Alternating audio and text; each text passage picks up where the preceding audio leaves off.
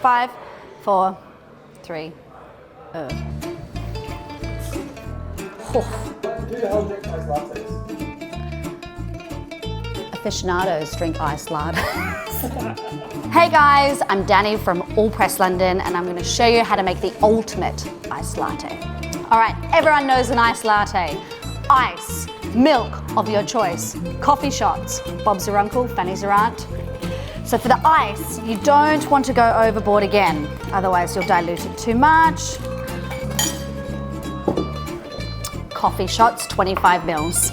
The good thing about the coffee shots is that you don't have to brew the espresso, wait for it to cool down. It's literally ready for you to make out of the fridge. And then really simple, milk, 125 mils. So that works out a 1:5 ratio. But to make it extra special, you add maple syrup. And then, if you don't have any maple syrup, you could add golden or honey. Or some sugar.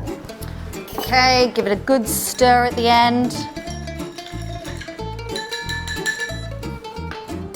And there you have it, the ultimate iced latte. Nice.